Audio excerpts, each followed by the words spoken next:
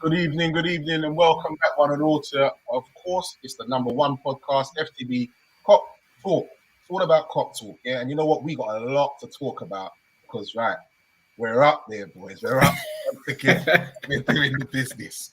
Good evening, Mr. Stoney. How are we doing, sir? I'm fine, thank you very much. Good. I'm just looking forward to the show, looking forward to the content, looking for the comments, everybody that's going to be watching today. So let's rock and roll. It's funny, man. We haven't had nothing bad to talk about for a minute, have we? Oh, no, it seems a bit strange. Do you know what? I think the last few seasons have been on the up for us. I'm happy. Gone are the days us being in the demise and worrying and complaining that other clubs have got to focus on in their clubs. It's a good time and let us just relish it. So I'm happy, man. I like the space that we're in. Yeah, well, definitely. I'm loving life right now. I can't grumble. I'm loving life right now. Yeah, some great bits. Okay, so first we will kick off with we're talking about Liverpool Villarreal, first leg of the semi-finals of the Champions League. Yeah, so people don't really know about that. You mean Man United and all them? They don't. They don't know about this thing. Not used to that. Not used. It's the standard for us, and it's regular. You don't even get hyped over that. Yeah, I know. What we do. And you know what the thing is? It has now become the norm. Yeah, so that's another bit of the beauty of it. It's now become the norm, man. And as you said, I never ever thought I'd be saying that, but yeah, we're here, man. So let us embrace it. Damn right. Good evening, Con. Good evening, gents. All right. Good evening. What, you didn't set your alarm? Didn't set your alarm, mate? No, sorry. I apologise. It's all right. I'll let you off. Don't worry. We'll find you later. Don't worry. We'll talk about the fine later. Good to have you on board, sir. Good to have you on board. Okay, so we are going to kick off with a few team stats from the game yesterday. Okay. I'm going to kick off with Liverpool shots 19, Villarreal 1. Shots on target, Liverpool 5, Villarreal 0. Okay, possession, Liverpool 74%. Villarreal 26%.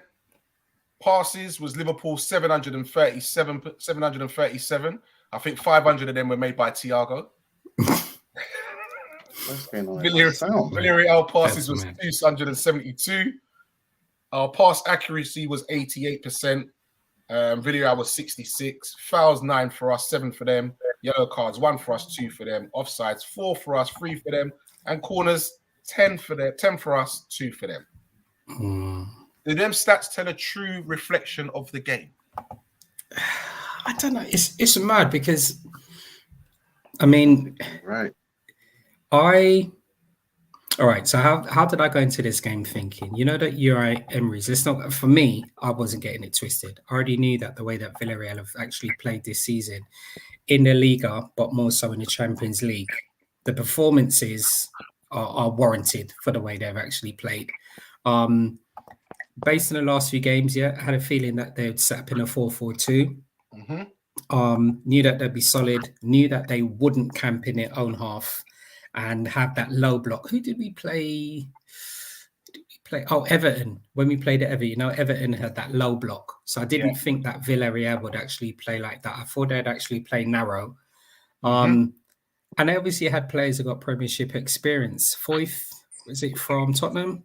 To Celso from Tottenham. Didn't Capoue used to play for Tottenham as well? I know he played for Watford as well, but wasn't he at Capoue as well? Was he at Tottenham as well? I can't remember if he was at Spurs, but yeah, definitely at Watford. And they had Coquelin from Arsenal as well, didn't they? Yeah. As well. So they had the little Premiership connection, and they've got Aurier as well. Plays for them. So that was an interesting little Premiership connection there as well. But yeah, they set out solid. I don't know. I'm happy with the result. I'm very happy with the performance. I don't know whether I'm always looking for more things. Their main guy, Gerard Moreno, has been out for a long period of time with a hamstring. And he seemed, when he was in form, he was a man who usually run it up the front. I mean, he could either play as the number 10 or the number 9. So it would have been interesting to have seen how they would have played with Moreno playing. But anyway, he wasn't there. So they had to play with the squad that was there. Their goalie, is it Rulli?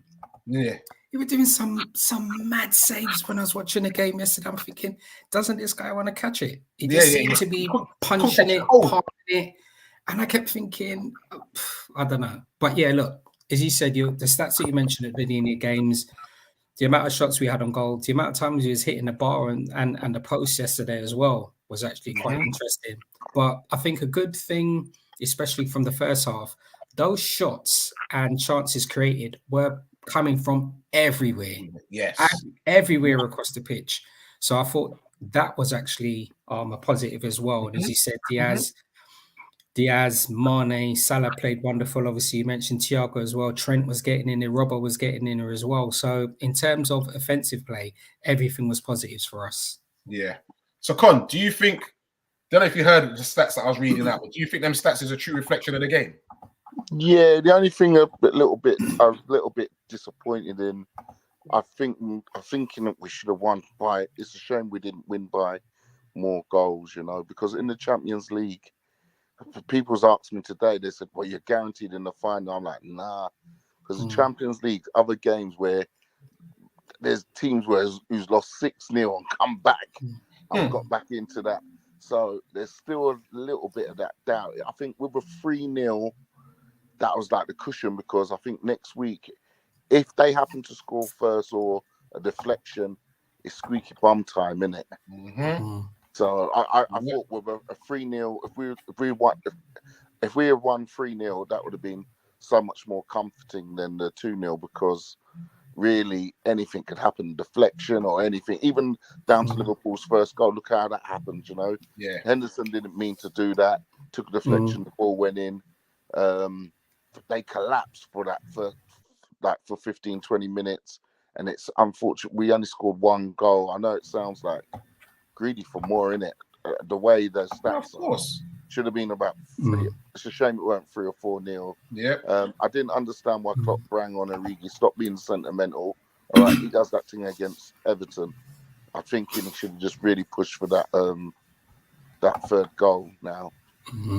Okay, so I personally, with that point there, Con, I just think that game again Saturday, he's resting players, and I think that's what I thought. About. It's all about resting play. You've got to rotate. Listen, the thing is, we've been screaming for this for ages, wanting a squad. We've now got a squad, and I think he's using it wisely. Game was they were never really threatening, as you see, one shot, none on target.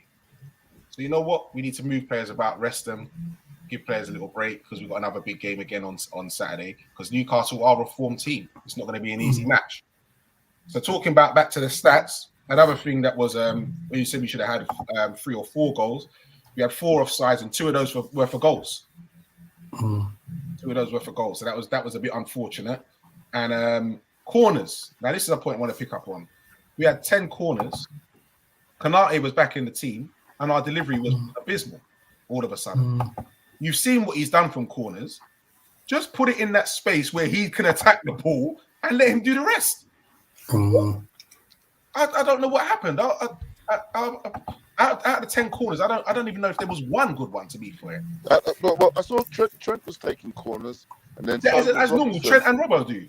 Yeah, but I just thought in training, I would like to see Thiago take a corner. Do you know that, to see what's this guy, what his delivery is about? Yeah. And you know what? It might be an idea actually, because Trent's a bigger guy and can head a ball. So he could be another presence in the box. Yeah, mix it up a bit, because I think when they before the game or 2 days before the game, they watch where Trent takes his corners, incoming or outcoming, and I think if Thiago took the corner, maybe yesterday, that throws a spanner in the work for their players or where that ball's going to go. Yeah, it's quite interesting. That's quite an interesting thought, actually. I think for me moving forward, what I'd probably do is probably keep an eye out on where Thiago's positioning is himself. Yeah. From the corners, because it may be that he has a specific position where he takes up from the corners. So that's a valid point there, Con, and I'm probably going to start looking out for that. And it may be a reason why he doesn't actually take it. But you're right. In terms of his delivery, left foot or right foot, he's a set piece specialist as well. So corners and delivery, that would be interesting. He very rarely takes set pieces as well, does he? Never really seems like a free kick, does he? That's Trent and Salah, man. That's Trent and Salah. That's they've got that locked down. To be fair, you have to join the queue. you have to join the queue. Serious. Interesting on that one. And also with 19 shots but only 5 on target. Is that good enough out of 19? Nah, I don't think so. Is it something where we're looking? Is it something where we're now obviously looking for perfection as well? Because we've got a lot of offensive players. I mean, listen, as you said at the beginning of the show as well, Artie, in terms of all of those chances created, you're looking at any of our top three, looking at chances created from our fullbacks, Thiago, Fabinho wasn't shy yesterday in getting forward. And obviously they may say that Henderson's shot, even though they're deflected, that may have counted as a shot yesterday as well. I think I'd be more concerned if we played that game and we didn't have any shots. That's where I think I'd be more concerned if you're at home. I agree with you. There was a lot of shots. How many was on target? We still got the 2 goals, as you said. Even if you take into account the offsides that you were mentioning as well, could have been completely different. But I can't complain about that. I can't. We those are chances created. Welcome on board, Nick G. Nice to have you on board, sir. He's asking, is Con shy? He's not shy. He's just not very good looking. So why doesn't want to show his face? The funny thing is, Nick's my cousin, so Nick can't even comment. All right, so gentlemen, I'm going to throw this out to you. Whoever wants to answer first can answer first. Who for Liverpool? Who was your man of the match yesterday? I've had this conversation, and there's been a few people give me a few different names. So Fabinho, that is it. Fabinho was all right. Someone did say that as well. Like Makaleli yesterday. Someone did say Fabinho as well. Stoney, who was your man of the match? I'm going to find that quite hard, but I think for me, I'm plucking at straws because I thought Thiago had a good game. I thought Trent had a good game. I think Konate had a good game. I also think that the way that Mane is playing, he's actually completely that Mane is playing here as well. But you're right. Fabinho was actually a Rolls Royce. He was like prime Yaya Toure yesterday. Okay. So, yeah, I'll be plucking at straws. There's too many players to choose from. Good evening, Mark Foster. Nice to have you on board, sir. Welcome on board. Right. So, the conversation I was having today was someone did say Fabinho. My man of the match was Thiago. Okay. The reason why I said not Fabinho was because he did break up everything. I won't lie, but then he gave the ball away. Wow. So you see what I mean? It's one of those things like what you were saying. The performances from so many of the players were so good. We're probably looking at the things they probably didn't do. You know what I mean? But my thing is, if you work that hard to get the ball back, don't just give it away then. His passing was off yesterday. There's no two ways about it. So I'm just going to give you a quick rundown. So for me, Thiago yesterday controls the game. I've been watching him something of lately, and it doesn't matter where the defender is on him, and he gets that ball, he does a little something and he makes a space for himself. Yeah. And sometimes he has me like, no, and he doesn't lose that ball. He's already a few steps ahead of what he doesn't just call for the ball and then work out what I'm going to do with it. He calls for the ball and knows what he's going to do with it next. Yeah, it's true. Make space for himself. He always wants the ball. That's another thing. The player could be right up his jacks. He doesn't care. He still wants the ball, even in the tight areas. His passing is tremendous. Against Scum United, his passing percentage was 96. Against the Blue Shite, his passing percentage was 98. And yesterday it was 96 again. He's got a totally different... When you've got somebody like that in your midfield who's keeping the ball, it's going to do different things for you, man. And he's playing with such confidence that, definitely, I must say, for me, so that's why he was my man of the match. And I think that's why he just shaded Fabinho. If Fabinho's passing was better, it'd have been a very, very hard one for me. But his passing let me down for me.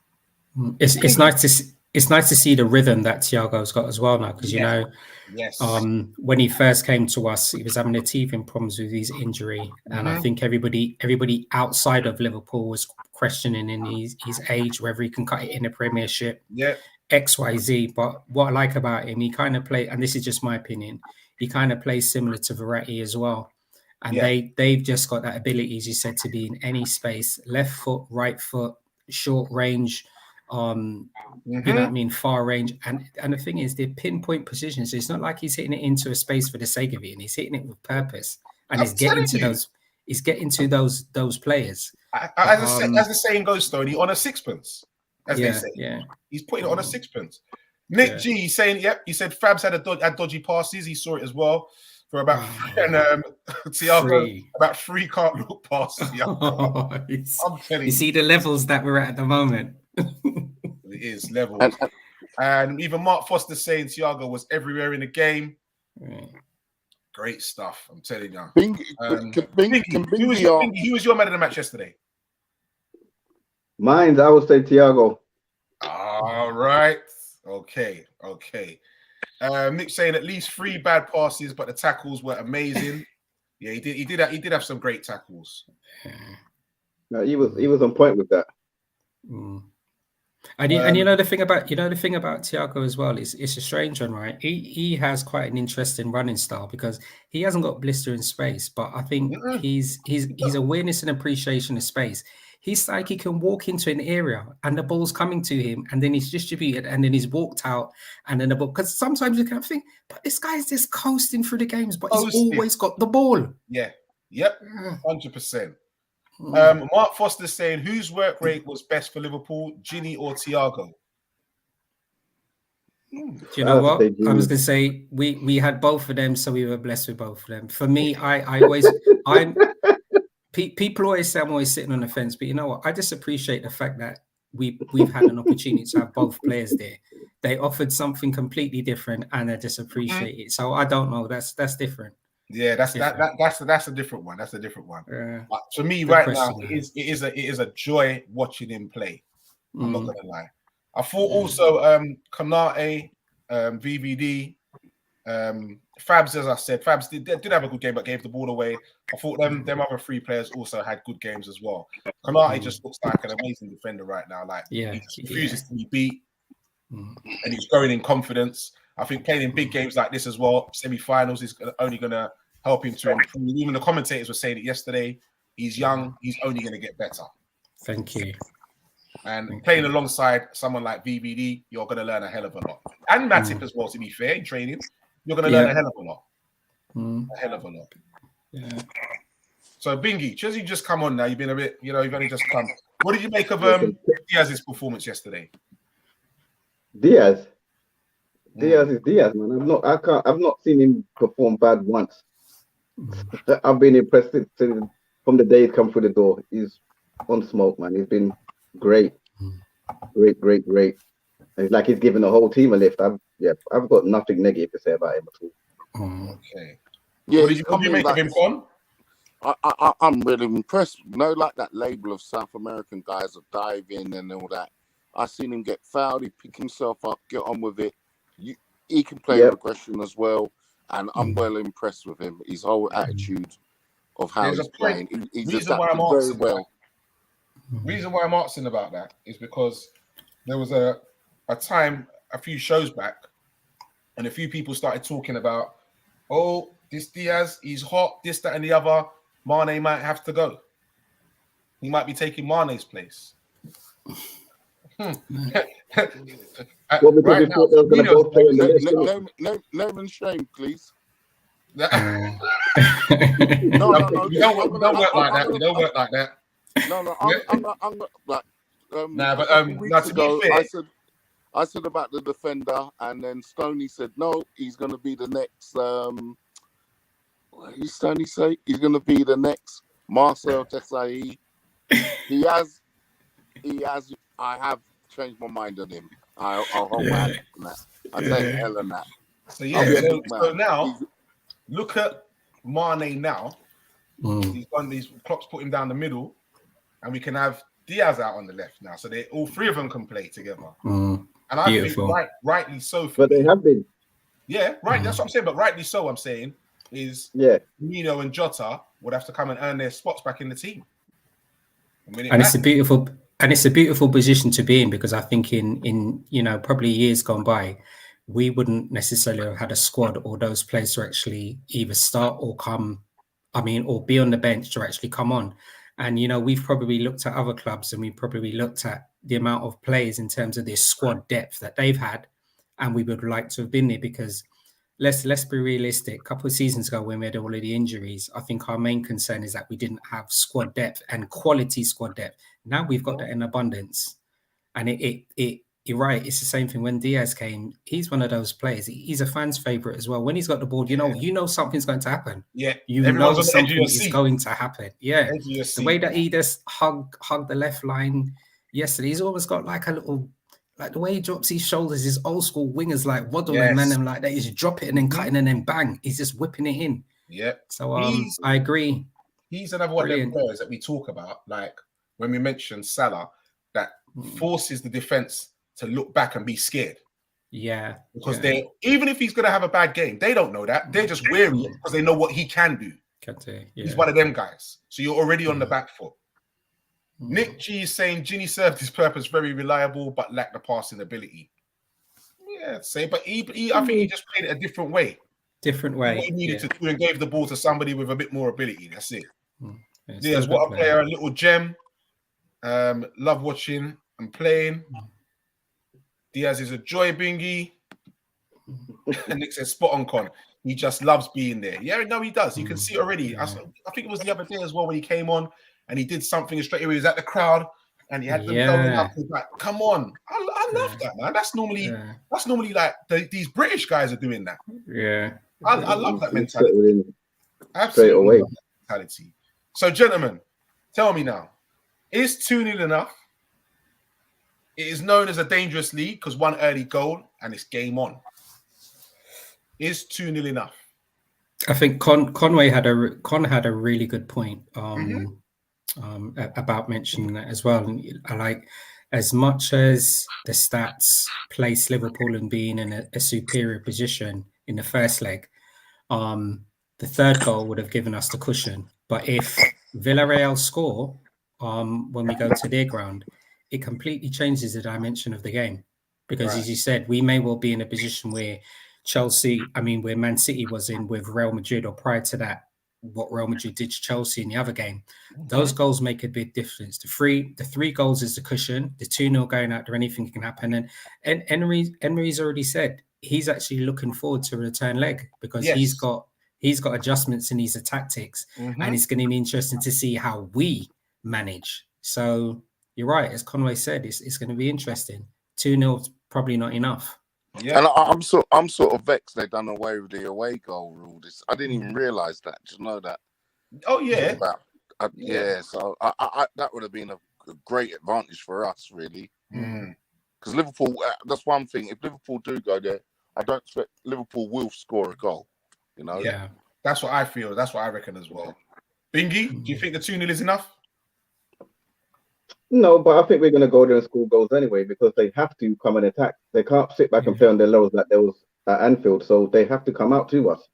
So with them being more expensive, that just makes it, not say easy for us, but we should definitely score some more goals. Okay, so us as Liverpool fans, remember two thingies. The Barcelona. Think about. I'll tell you what. When Barcelona beat us 3-0. I thought, that's it. Even at Anfield, I could not see us winning 4-0. Couldn't, but we've done it. Okay. There's another goal. Russell Dortmund semi-final of the UEFA Cup, and I think it was defender scored. Skirtle scored the winner goal, or was it the other one? Sack, or whatever his name was. They scored the winning goal, but you couldn't see us coming back. But the Barcelona thing, we're 3-0 down that first leg, and it's at Anfield. You're just thinking, well, Barcelona's going to score at least one goal, isn't it? And we would have been out, and we beat them 4-0. So anything's possible. Anything's possible. No, definitely. But I like you said, I still see Liverpool going over there and scoring. Yeah, so that's what I think will carry us through, because I believe that we will score away, and I think that's what will carry us through. It's going to be a totally different game over there. They're going to have to be a bit more expansive because obviously they have to try and score, and that should leave some spaces open for us. And hopefully we should be all right with that. But one thing that he did say is that they should have Moreno back for that game. That's what I was saying. It's a worry. That is a worry. That's what I was saying. That is definitely a worry. Good evening, Mr. Solo. Nice to have you on board, sir. Do remember, people, do press that like button, share, and also subscribe, yeah? So you know when we're back on again. Hit that button, peoples. Nice to have you on board, Mr. Solo. Hope you watched the game yesterday because I know you don't get to watch many semi-finals with your team in it and that. So, yeah. Nick G saying that Diaz silenced his calls for St. Maximin next season, though he still wouldn't say no. But if we still got that team there, Maximum, I don't think you'd make our team right now. You wouldn't make our team. Mark Foster saying, I think Villarreal are a strong team, but I don't think they're a match for us, to be fair. Okay. I think, you know what? After watching them, I think yesterday, I was actually a bit disappointed with them, to be fair, from what I've seen previously, and against like Juventus and Bayern Munich and that. I was actually a bit disappointed. I was expecting a lot sterner test, to be fair. And that's probably where the second leg's going to come to. That's probably where like you were saying about the sterner test. It's going to be interesting then, you know, when we play the 27. Yeah, when we play them in the next leg, it's going to be interesting then. And that stern test is probably what we may actually witness as well. Yeah. So, but you're right. The draw is definitely not over. I do believe. I'm confident we're going through. I'm confident that in terms defensively, we're going to be unlocked, and offensively, as we were saying, we've got so many options as well, man. But yeah, it's going to be an interesting second leg. So Nick G says we are too attacking for us not to score over there, but I too was asking to avoid squeaky bum time. Yeah, it's true. No, definitely, I believe that. I believe that, and like you said, they tried to sit back yesterday and catch us on the break, and that still didn't work. So imagine what's going to happen now when they need to try and come out. It's going to be peak times for them, I reckon. Do you know what I've just noticed the last 2 weeks that the FA Cup's been played. Normally, FA Cup's at the end of the season, isn't it? Yeah. Yeah. 14th of May now, isn't it? It's on 14th, yeah, the 14th, yeah. Yeah. Why have they changed it? They only got in the game when we made the subs. Villarreal only got in the game when we made the sub. You know, I think it was a strange one because I think where we've shown the maturity as a squad is we can actually play in periods. So as much as like at the beginning of the show, RTO mentioned about the amount of possession we actually had, the amount of shots, and the lack of shots that Villarreal as well. We're showing we can play in periods. If there's periods we want to retain possession, we can do that. If there's periods where we want to attack aggressively from various points, we want to do that. So I think that game against Villarreal was a game with periods. We always did the same thing when we played against Everton. You know, there was a lull for about 25 minutes in the Everton game. You're thinking, what on earth is going on there? It's like a training game. It's almost as if we took a breather. We said, okay, this is what we're going to have for you in about 20 minutes. Watch the ride. So I think it was something like that against Villarreal. We had periods we were just holding onto the ball. We were thinking, we weren't rushing. And I think for me, that shows the maturity that we now got in our squad, that we can take any form of game, complete game management, regardless of who we're playing at, regardless of what system we're playing at. And we've shown that. So yeah, we've done the same thing. We've done the same thing with Man United. Man United had in the second half, had a 10, 15-minute period. And then Liverpool just like, you know what? Let's put the gas again. Exactly. That's what I mean. Step on the accelerator. But I think this week is a very huge week for Liverpool Football Club in the sense that, well, next 2 weeks, I mean, we got Newcastle, which is like Newcastle sort of changed. It's going to be hard. And then we got Europe. Then after that, I think we got Spurs, haven't we? Yeah. And then after that, we got Chelsea.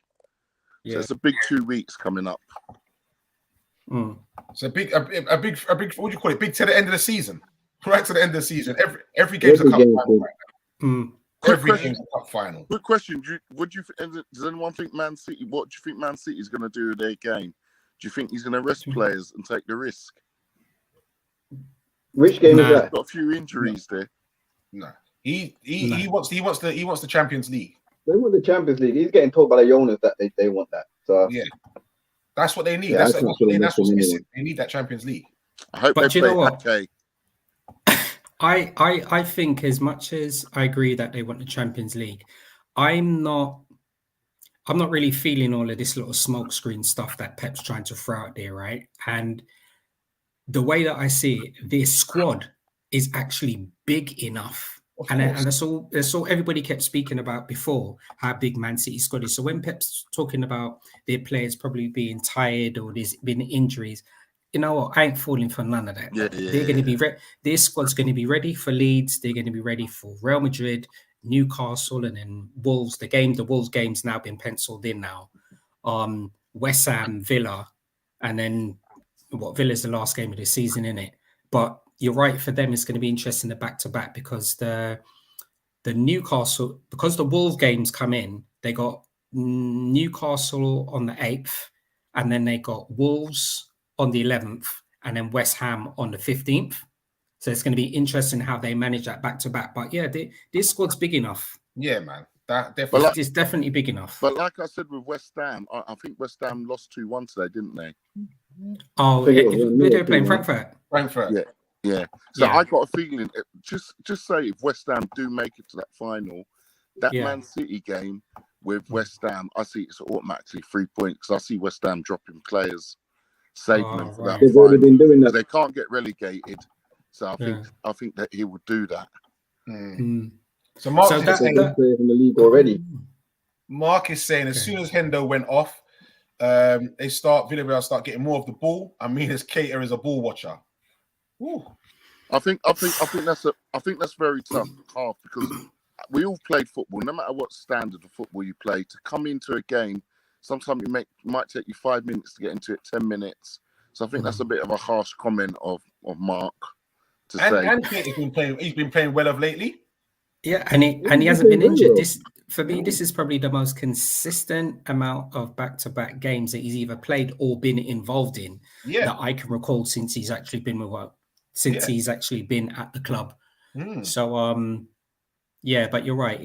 And I suppose they're two different. They play that midfield role completely different as well, don't it? Hendo's usually comes on and he can usually kind of kill a game as well, isn't it, with his experience, but it's all a learning experience and it's all our minutes in the bank for Cater. I'm sure he'll learn from it.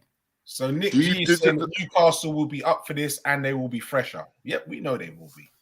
Everybody's up for it. Listen, you see Liverpool at the moment. Liverpool is prime time. We are like Mike Tyson. You see, when Mike Tyson used to roll in, everybody wants to watch it. Yeah, that's Liverpool at the moment. And you know, we're like Mike Tyson. We're like, remember when Prince Nassim Hamed was out there and he was licking man down for fun? And all people wanted Prince Nassim Hamed to do was lose. That's Liverpool at the moment now. We're like Mike Tyson and Prince Nassim Hamed rolled into one. Everybody wants our scalp. That's what it is. To be the ones to see what we've done, and we're the ones to stop them. Yeah. Everybody wants that scalp, man. So, Nick's saying that Pep's getting done by West Ham and Wolves, even if it's a draw. We hope so. Yeah, we hope so. I don't see that in West Ham. They're focused on Europe. The last 2 weeks, I think they've been dropping key players. They dropped Bowen, Antonio, and whoever else. Antonio, Declan Rice. Yeah, well, and at the moment they're struggling for defenders at the moment as well. Yeah, it's hard to kind of question what Moyes and West Ham are doing. I mean, look, they've got an opportunity to actually win European silverware, and as Conway said, they're safe. They're safe. I think they've had an amazing season as well. Of course they have. And Infinite, this squad is not actually very big. So the fact that they've actually got where they have so far, and I'm not patronizing by saying this, it's a credit to West Ham and Moyes. 100%. Nice. So after yesterday's game, right near the end, it says Diaz disgruntled. Why did we be wrong to say that there was any bad blood between the teams during a hard-fought but fair encounter? There was one flashpoint after the final whistle involving Villarreal's former Tottenham Hotspur defender, Mr. Foy. Luis Diaz, who had been substituted, took exception to something that was said as the teams walked off, prompting him to be pulled away by Reece Williams, while Trent Alexander-Arnold and Adrian both went to confront Foyth. He was then told by Henderson it would perhaps be better if he refrained from speaking any further. Well, that's the family-friendly version of what Henderson told him anyway. Yeah, I saw the little flashpoint and I wondered exactly what had happened, but it seems that Foyth had said something that had upset Diaz, and it seems like the boys got involved and backed their boys. You do. You understand? Yeah. So I love players with a bit of fire in the belly. Maybe in South connection, Colombian, Argentinian. I think he was hurt, you know, because he had him down his side, and you know what? Yeah. got run a bit ragged, you know. He wasn't nice. He's knackered. Yeah, he's in his feelings, man. So yeah, but yeah. Okay. Nick is saying that Frankfurt played good ball. Yeah, definitely. Yeah. You don't get there by the luck of it, you know. Yeah. Said that Leeds will beat City. I think Leeds starting get full squad back. I think the Leeds game will be a game changer. Ooh. Hopefully. I don't know. The thing is with that for me and teams like Leeds. Yes, you know what? Going forward and all that, I think they can do a job, but can they hold out at the back? This is the thing for me. Can they hold out at the back? And this is where sometimes the class starts to tell. After, you know, you might, for 60 minutes you dig in, blah, blah, blah. Then that last final 20 minutes, even the last 10 minutes, that's when the class starts to tell you. The only good thing, they got rid of their old manager, because if they you got to remember the else has gone now, triple figures, you know. Yeah. They're not so gung ho no more. Oh, interesting. You're right. Don't count Real Madrid out just yet. No, don't count them out. For me again, they can score goals, but the defense is weak. The defense is weak. And but the thing here's the difference now. Real Madrid this week, I think they just need 1 point to win the league. I think there's 5 games left, so you know all of these starting things. There's going to have a rest this weekend. You know, I think it's the Spaniards meant to be playing Real Madrid. They're just going to rest up all for Man City. Yeah. That's the sensible thing to do, man. Yeah. All right, so what? Do you think it's a good idea talking about that? Do you think it's a good idea then for the players to rest up, or do you think it's sometimes good to keep the rhythm going? I'm saying rest up in that scenario. You won the league. I'd say rest up. Yeah, it's only one more up. Yeah, I agree with Con. Because 1 point in 5 games. See, like what you said, say Benzema, right? He's playing. They just need 1 point. If Benzema got injured in a game which they already run the league, they only need 1 point. You'd be kicking yourself. So I think rest up. I mean, like, and Modric, you just wouldn't want them to get injured. That's the two. Yeah, rest Modric, up Benzema, and Vinicius Junior. He's been playing good as well. Fire boy. You need to wrap in cotton wool, to be fair, to make sure. So, what do you reckon? How do you reckon that tie's going to pan out? Who do you reckon we're going to get in the final? Not who Real Madrid. Not who do you want? Who do you reckon is going to make it to the final? Real Madrid. The way that the way that Real Madrid have been playing this season, they're brutal. You see, if they're in front, they can hold it. And what they keep showing, they've done it in the Liga, and we've obviously seen it in Champions League. Even when they're behind, they've always got so much in reserve at the moment. It is crazy. So much in reserve. So Ancelotti's gone there and completely different dimension of playing for Real Madrid. So I believe Real Madrid are going to beat Man City, and that's who I believe we're going to get in the final, Real Madrid. So do I. Look what they've done with Chelsea. Sorry. Yeah, man. Who do you believe we're going to get? Not who do you want? Say Real Madrid. You believe Real Madrid's going to beat City, yeah, Man City, especially with a game like this. If they had the tie 1 from the first leg, I would say City. But he likes to tinker too much when it's high pressure, and it's sticky for them. It's only 1 goal, so I reckon he might do something like he normally does and tinker too much of his team, and that will cost them. They're at the Bernabeu. Yeah, I say Real Madrid. I'm not saying Man City can't do it, but I think Real Madrid will win. And Con? I want. Yeah, I think Real Madrid.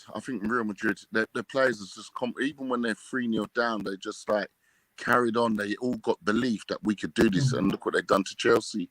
But at the same time as well, I think if Man City get knocked out of the Champions League, unfortunately, I don't see Liverpool winning the league. Yeah.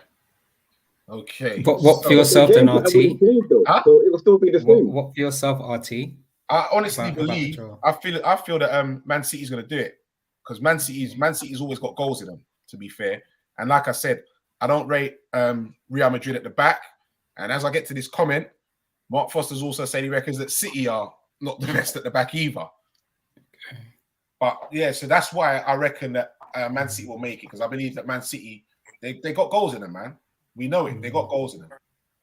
Who do you think's got a better defense, Real Madrid or Man City? Because you have to remember, Man City's got a few injuries. Remember, Stone might be up against Benzema.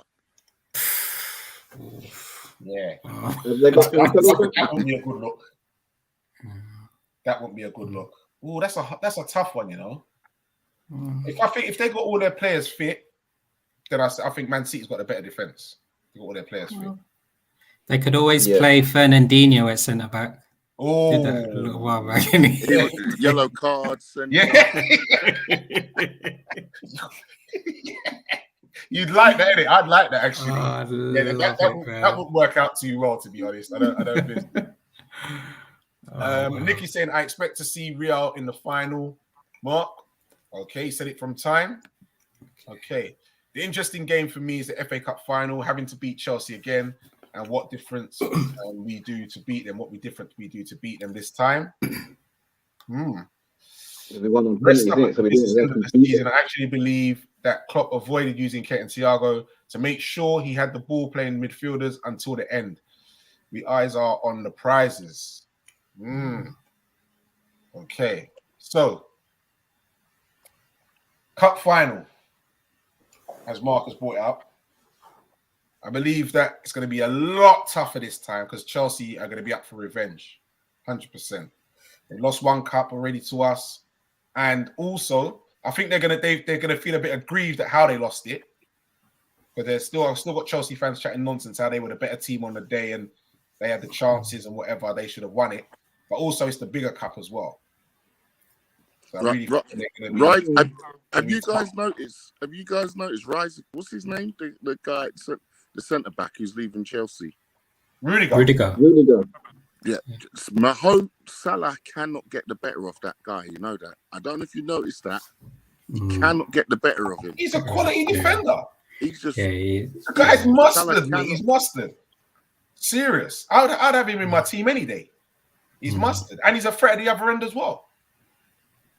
And he drives teams. I can't believe they're actually allowing him to leave. They can't do that. They can't do new contracts, can they? Or can't now? They can. No, they don't want to bring the money that he wants. Right. Okay. Well, that's the problem. And whereas he's going for a free, their man they can offer him big money in it because he's coming for free. But Chelsea, like they played today against Man United, that's what the Chelsea I want to see turn up. You know. But they've been playing that for a few weeks, though, man. They've been poor, really. Thank you, Bingy. It's true. You're right. Yeah, you said that earlier, Stoney. You did say that. Yeah. I think the fact that we've got Christensen, Askakawela, and Rudiger all leaving at the end of the season, and for whatever reason, Lukaku's still unsettled here as well. You know, these are key areas for Chelsea at the moment. So you're right. We can go into the final with all of those problems still being here as well and capitalize upon that. And that's their plan B. That's Chelsea's plan B, to bring on Lukaku. Well, there's nothing else. That's in the middle. Their plan B. Keita, Fabs, and Thiago they faced Diaz in the cup final. We will give a more empathetic win over them this time. Yeah, I just love Diaz. So of course. Just bring it on, man. I think everybody else hates him though. It's so they don't want to see him. They don't want to see him on the pitch, mate. I think it's just amazing how he's. I mean, it shows how good the scouting and recruitment is at Liverpool. He's actually come and hit the floor running, and the way that he's been playing, I keep scratching my head and thinking, we only got him in January, innit? Yeah, but the only reason we bought him is because Tottenham went for him. Yeah, that's why we bought him so quick. Yeah, but I know we got him quick, and yeah, obviously now I'm still trying to think we got Germany. It's just that his level of consistency and understanding how we've played is almost as if he's been there for years, and that's what I just find. I mean, the only player that I can think that's probably coming probably around that period of time, and the consistency was good. It's probably like when Bruno went to Man United. Remember when he came in from Sporting? He was still flying. He was still purring. There was no drop off on his performance, and that's almost as if how Diaz is playing as well. Yeah. But yeah, no, I'm happy. Brilliant, brilliant acquisition for us. So Mark Foster's saying that Mount, the player to watch out for. He got round the back of us too many times in the last final, and I 100% agree. He did.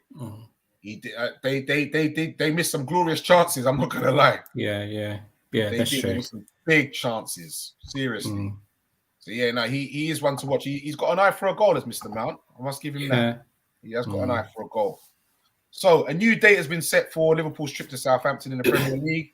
The Reds were due to visit the South Coast on Sunday, the 15th of May, but because of the cup final, they won't have to make much longer now because the match has been rearranged for Tuesday the 17th, and it's a 7:45 kickoff. The game will also be televised live on Sky Sports. It's all about all of our games from here on out are televised. Huh? And I'm saying I think all of our games from here on out have been televised. There's nothing. We've been on TV every week. But you see with that fixture, I think what's going to be quite interesting. We were speaking about like squad and squad rotation. We was also mentioning about the Newcastle game. We have literally got games back to back to back because after the Newcastle game, he said we got Villarreal. Like, was it 4 days afterwards? 4 days after that, we got Tottenham. 3 days after that, we got Villa. 3 days after that, we got the FA Cup final. 3 days after that, we got Southampton. So you're right. I think the players like Origi and Gomez that's been coming in, and obviously, we've obviously been playing Keita a couple games and stuff like that, and Jota up front. I think all of those little subtle changes, they're going to have to come and bear fruit for us because we're definitely going to need all of those squad players. Definitely, 100%, 100%. Totally forgot we got to play Villa. Totally forgot we got. We got Villa in there as that well, would man. be a nightmare. Do you know that if we drop points at Villa, Stevie G, could you? Oh, that's. But then, Con, it may be the other way. Could you imagine if we were finding we beat Villa, but Villa actually beat Man City last day of the season? Come on, that's what I'm saying, man. You know what? Villa could still get dragged because I think Villa's only got 37 points. They might get dragged into this regulation. Nah, they'll be all right. I think they'll be all right. Nah, Villa will be all right. Definitely. I think they'll be all right, man. Well, I think it's between the 4 teams down there already. Benfica striker Darwin Núñez made quite an impression when he came onto Anfield in the last round of the Champions League. And Liverpool are definitely one of the candidates after the player's signature in the summer. Do you know what they're saying for him, though? They're saying that Benfica will not drop their price below 100 million euros, but they're hopeful of 130 million euros. Do you know what I said? Because he's 22 in it, so they're probably looking at whatever price now, and then they sell on goals in 39 games. Yeah, he is a gunman though up there. But do you know what? I think as good as he is he going to be like? I don't know if you guys remember years and years and years ago, Porto had a striker called Yardel. Of course, yes, of course. Right? Is he going to be like a Jardel, where he's just like a little bully out there when he comes to because I remember when Jardel ended up going Bolton, and he was playing like he was just some Jack Daniels every day when he was just wobbly all of the time.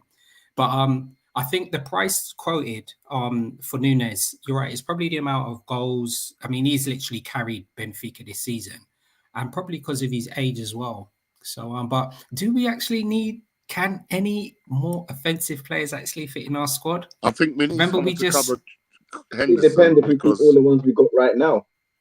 We need someone in midfield. What it is you have to remember, if we're getting rid of players like Origi and that, then we need others to come in and cover. The different type forward. But remember, we just got my little Carvalho from Fulham. Remember, Fulham can play up there in the forward positions as well. Mm-hmm.